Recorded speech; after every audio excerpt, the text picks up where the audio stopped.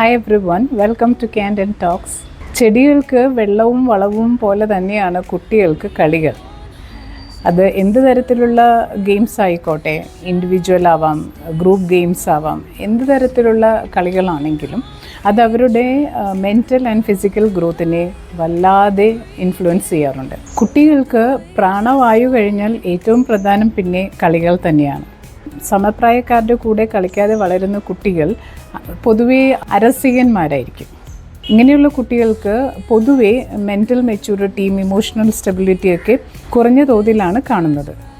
കൂട്ടം കൂടി കളിക്കുന്നത് വഴി അവർ പലതരത്തിലുള്ള സോഷ്യൽ റെസ്പോൺസിബിലിറ്റിയും ഒരു സോഷ്യൽ കമ്മിറ്റ്മെൻറ്റും എങ്ങനെയാണ് സോഷ്യലൈസ് ചെയ്യേണ്ടത് എന്നുള്ള കുറേ കാര്യങ്ങൾ അവർ ഗ്രൂപ്പായിട്ട് കളികളിൽ ഏർപ്പെടുമ്പോൾ പഠിക്കാറുണ്ട്. അതുകൂടാതെ തന്നെ എല്ലാ തരത്തിലുള്ള ഗെയിംസിനും പലതരത്തിലുള്ള റൂൾസ് ആൻഡ് റെഗുലേഷൻസ് ഉണ്ട്. അപ്പോൾ കളികളിൽ റൂൾസ് ആൻഡ് റെഗുലേഷൻസ് പാലിക്കുന്നത് വഴി സമൂഹത്തിലും വീട്ടിലും സ്കൂളിലും എല്ലായിടത്തുമുള്ള റൂൾസൊക്കെ ഒബേ ചെയ്യാനുള്ള ഒരു മാനസികാവസ്ഥയും അവർക്ക് വന്നു ചേരുന്നതാണ്. ഇത് കൂടാതെ തന്നെ അവർക്ക് വളരെയധികം കൂട്ടുകാരെ കിട്ടാൻ സാധ്യതയുണ്ട്. അവരുടെ സ്വഭാവ രൂപീകരണത്തിന് അത്യന്താപേക്ഷിതമാണ്. പക്ഷേ കൂട്ടുകാരെ സെലക്ട് ചെയ്യുമ്പോൾ നമ്മൾ ശ്രദ്ധിക്കണമെന്ന് മാത്രം. ഗ്രൂപ്പായിട്ട് കളിക്കുന്ന സമയത്ത് പലതരത്തിലുള്ള പല ലാംഗ്വേജ് കൈകാര്യം ചെയ്യുന്ന കുട്ടികളായിരിക്കും കൂടെ ഉണ്ടാവുക. ഫോർ എക്സാമ്പിൾ, മിലിറ്ററി കോളനിയിലൊക്കെ താമസിക്കുന്ന കുട്ടികൾ പല ലാംഗ്വേജും കൈകാര്യം ചെയ്യുന്ന ഫ്രണ്ട്സായിട്ടായിരിക്കും ഇടപഴകുക. അപ്പോൾ പലതരത്തിലുള്ള ഭാഷ വളരെ ഈസി ആയിട്ട് അവർ പഠിക്കും. കുട്ടികളെ യഥേഷ്ടം കളിക്കാൻ വിടാതെ പിടിച്ചു നിർത്തുന്നത് തികച്ചും അന്യായമാണ്. അതെന്ത് കാരണം കൊണ്ടാണെങ്കിലും.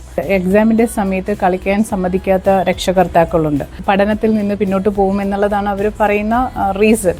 പക്ഷെ നേരെ വിപരീതമാണ് സംഭവിക്കുക. നന്നായി കളിക്കുന്ന കുട്ടികളാണ് നന്നായി പഠിക്കുന്നത്. കാരണം എന്താണെന്ന് വെച്ചാൽ ഔട്ട്ഡോർ ഗെയിംസിനെ കുറിച്ചാണ് ഞാൻ പറയുന്നത്.